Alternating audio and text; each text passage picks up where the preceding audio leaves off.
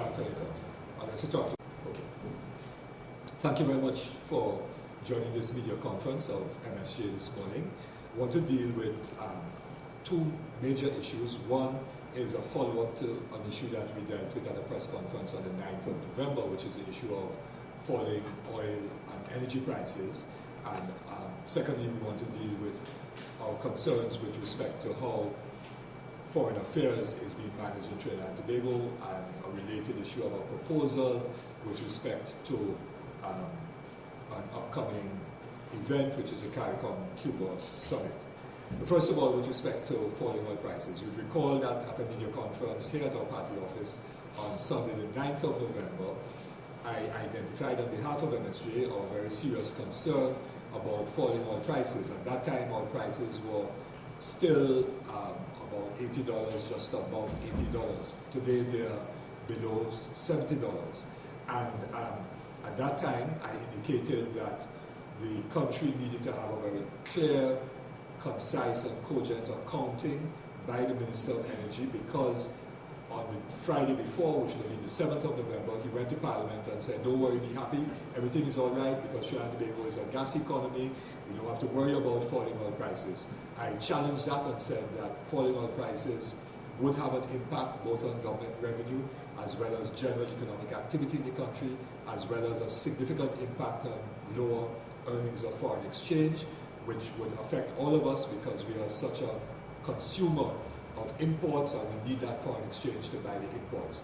I also said that historically when oil prices fall, gas prices also fall, and therefore there's a concern, notwithstanding the fact that we produce a significant amount of natural gas, there's a concern that gas prices will also fall and affect the economy both in terms of government revenue as well as the earnings of foreign exchange and general economic activity in the country.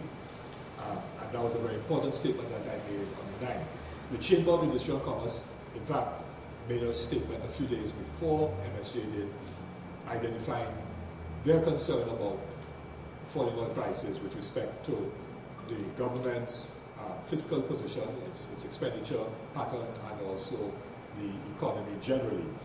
No other interest group made any statement of concern with respect to this. Subsequent to our press conference on the 9th of November, which was reported widely in the media on the 10th, the Minister of Energy on the 11th of November repeated his view that the decline in oil prices was nothing to be worried about because the natural gas sector was holding, quote unquote, and it wouldn't impact, that is, oil prices had not yet impacted on the country's economy or government revenue and so on.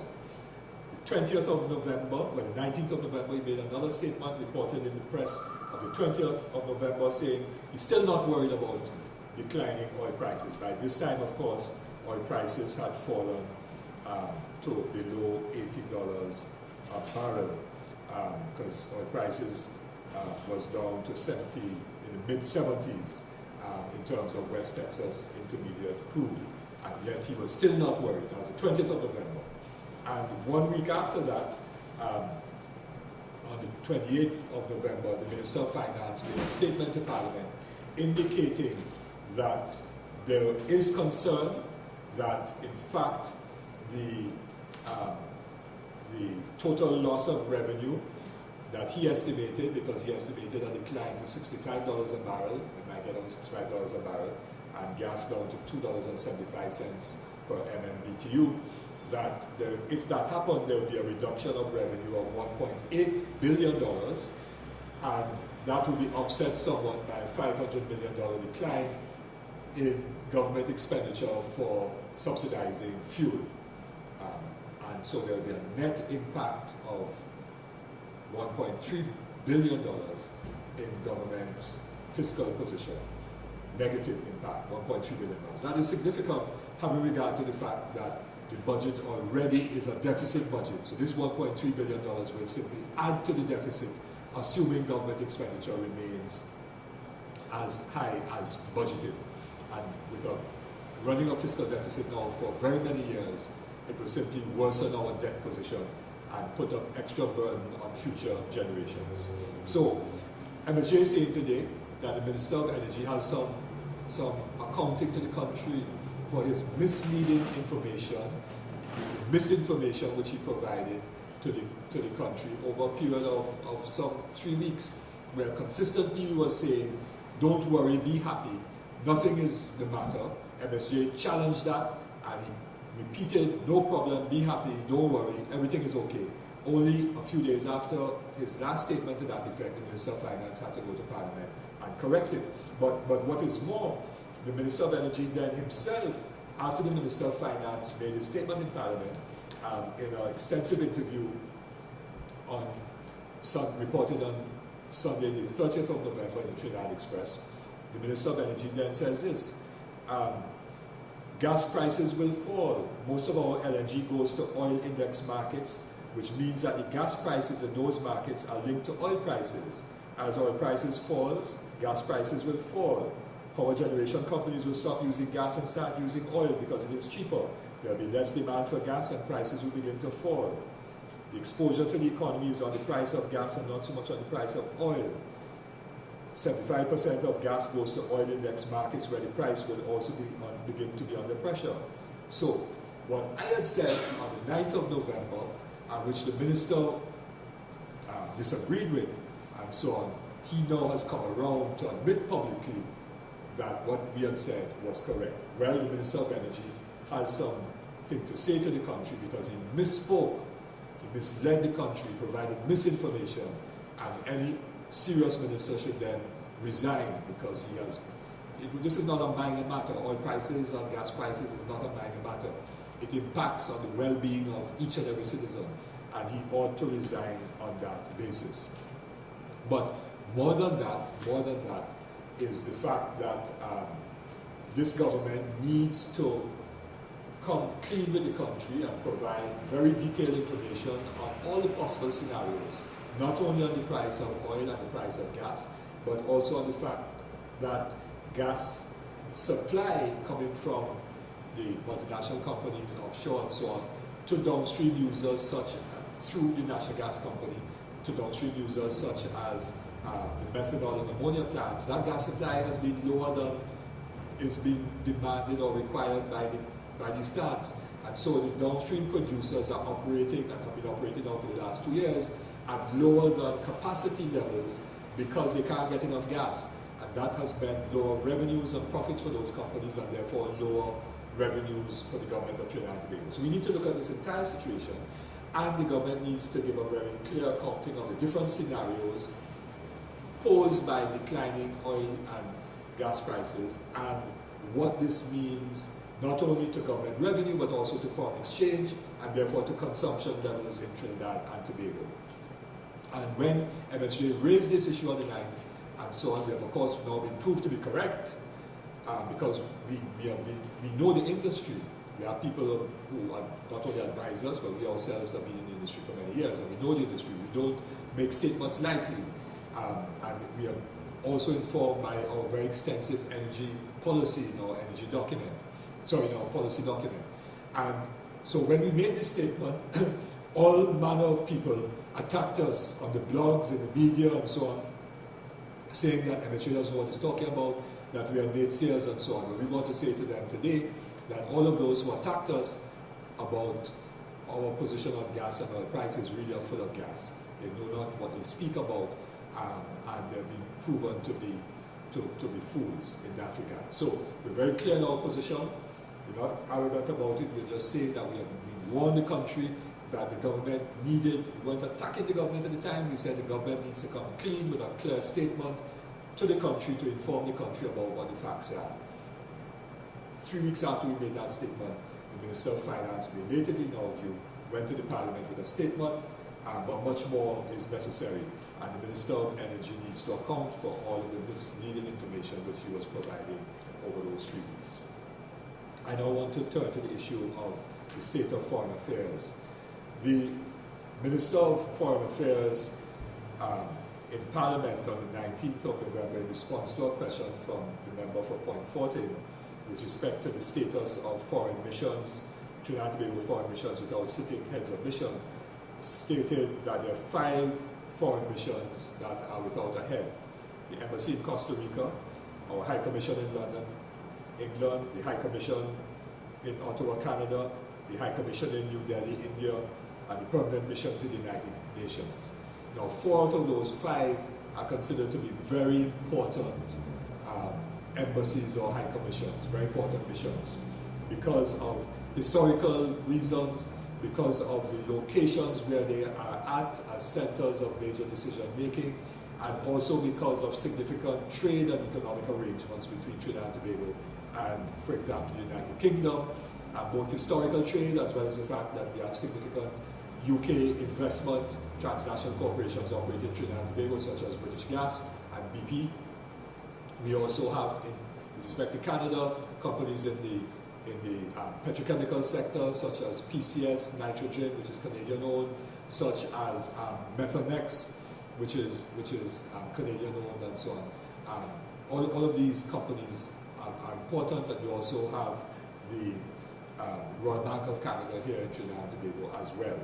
And there's historical trade between Canada and Trinidad and Tobago. There's a CARICOM Canada trade agreement being negotiated or renegotiated at this point in time.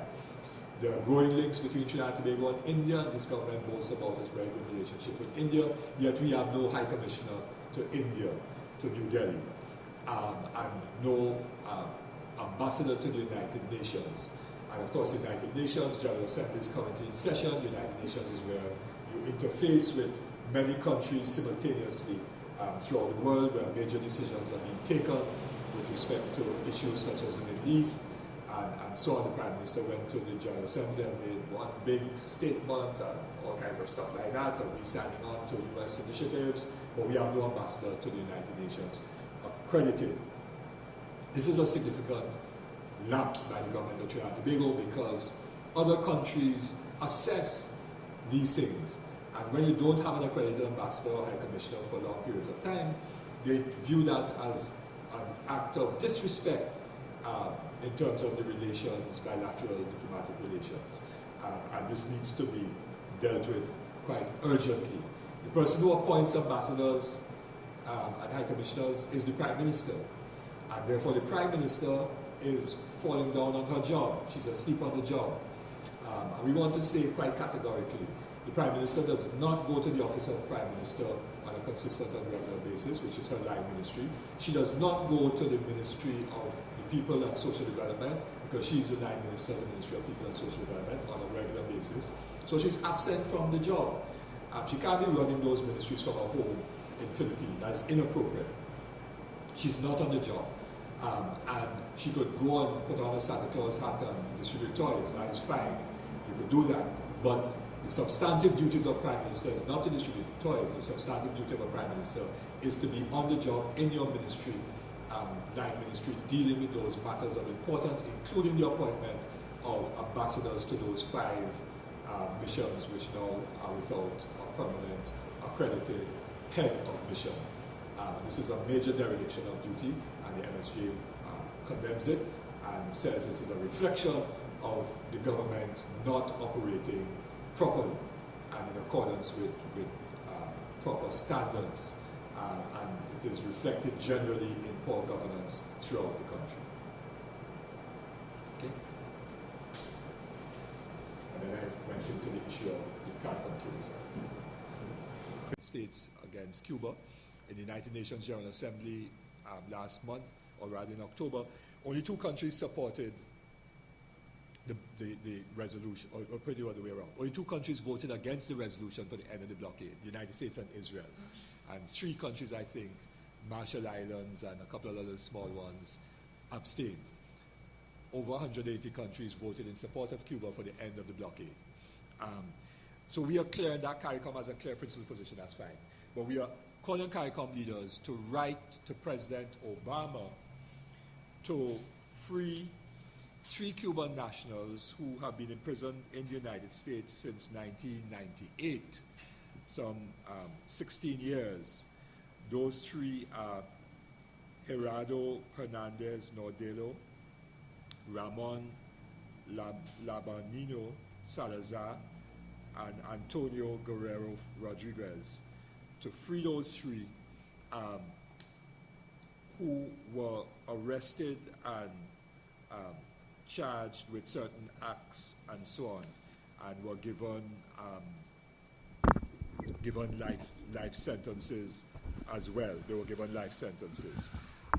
Now, those persons were, and they never denied it, were Cuban intelligence officers sent to the United States to obtain information in Florida about acts of terrorism planned by the so-called Cuban American community in Florida against Cuba. Okay, you know there have been many acts of aggression carried out against Cuba, including the bombing of a Cubana airline in 1976 off the coast of Barbados, where 73 persons were killed, including some Guyanese nationals.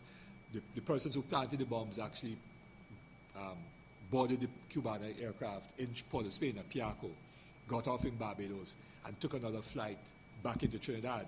They were arrested at the then Holiday Inn in Port of Spain, right? And the Barbados and Trinidad and Tobago government and police authorities collaborated and assisted in the arrest of these two people who were guilty, and they were extradited to Venezuela and so on. And the mastermind of that was actually arrested and jailed in Venezuela and then released, and he's still alive. Carriles is his name. So, Posado Carriles. And he's an American citizen, and he's still in the United States, living quite free, and he was the one who masterminded it. And he's a terrorist, and the Americans are harboring him. But there were 5 nationals who were arrested. 2 are back in Cuba because their jail sentences, one of 19 years, one of 15 years, came to an end, and they were then supposed to remain in the U.S. Under essentially house arrest for a number of years. But they renounced U.S. citizenship and gave up certain rights, and they returned to Cuba with their families, to join their families. But there are 3 who are still in jail in the United States. And so there's been a huge international movement calling for the freedom of the remaining 3 of the Cuban 5. And so we are calling on our CARICOM heads as a gesture of friendship or solidarity to write President Obama to have President Obama use his powers of pardon, which he has under the U.S. Constitution, to free the 3 remaining Cuban nationals and have them return to Cuba. Because they were not engaged in acts of espionage against the U.S. government. They were simply there obtaining information about what persons were plotting in the U.S. to do against Cuba, including bombings which took place at hotels in Cuba. There was a rash of bombings in hotel lobbies and other acts at Tropicana, which is a popular nightclub in Cuba, which caused death and injury to persons and things like that, which, if it happened in the United States, there would have been a horrific outcry, a huge outcry against what the U.S. would call horrific acts of terrorism. Horrific acts of terrorism have been committed against Cuba, and it's very clear that these 3 Cuban nationals ought to be freed because they were really trying to prevent terrorism. They were not engaged in terrorism. So that is what we are calling on CARICOM, and we will share the letter later today when it is sent to the heads of government. Okay. Questions? Sorry, I went on a little longer than I had planned. Questions?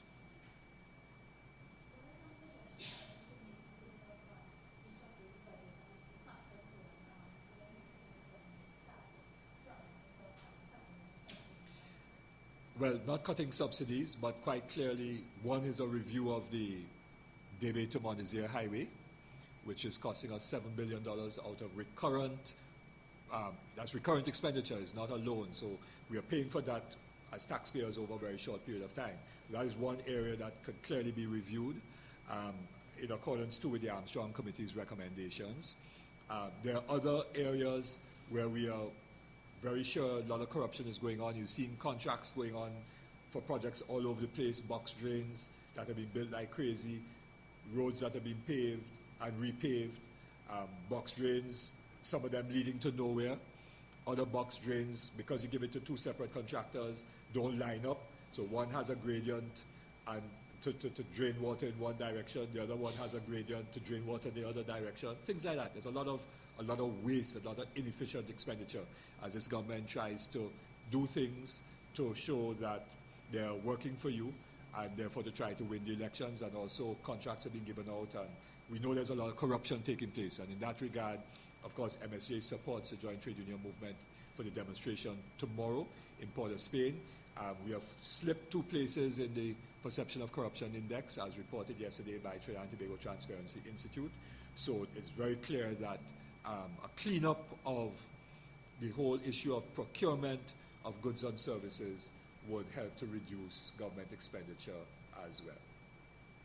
You know, for example, it was already spent, but you had $440 million spent on live sport. $34 million given to one service provider who did nothing. All right? So if you were to investigate other such projects, I'm sure we could find similar kinds of savings that would assist in managing the government expenditure going forward.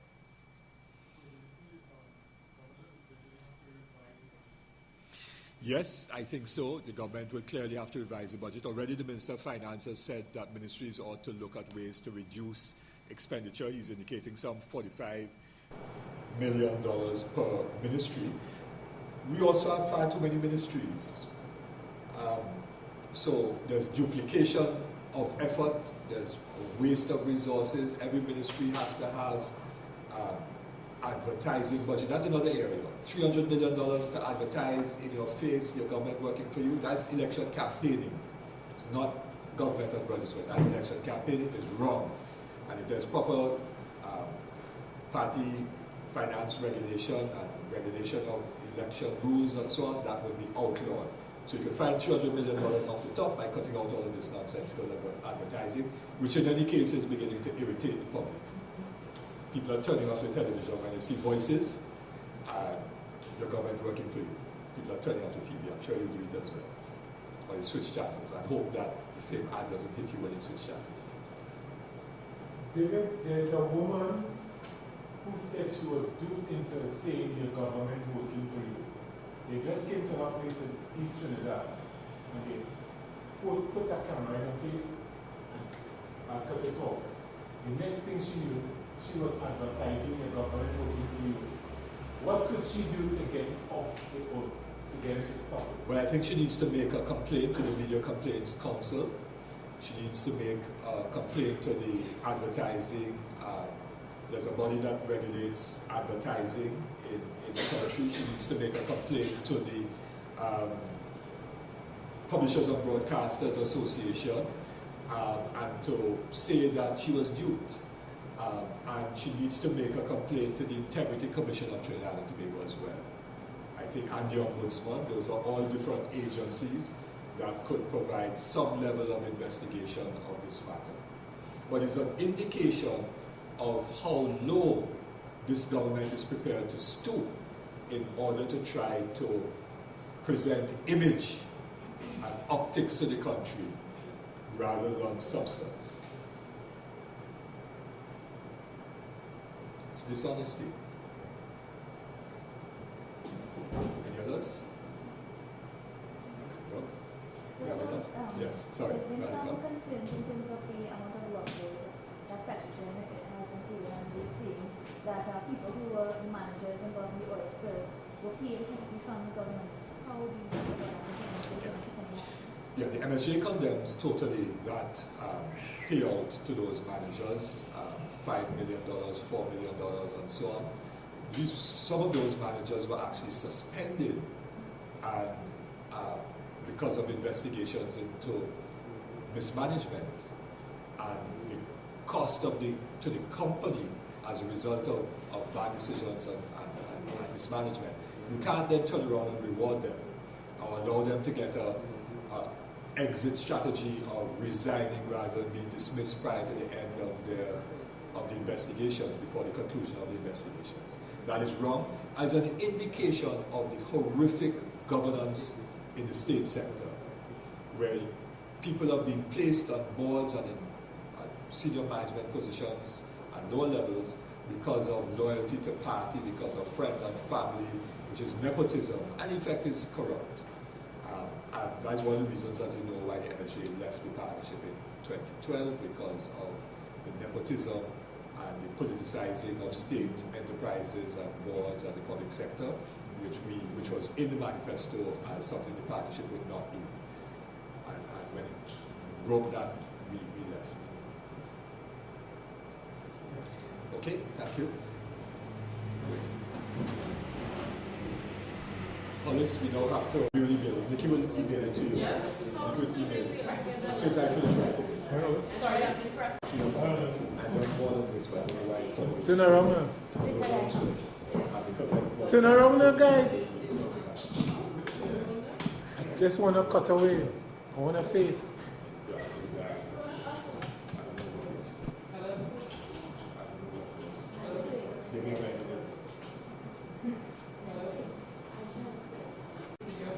Sue, turn around now.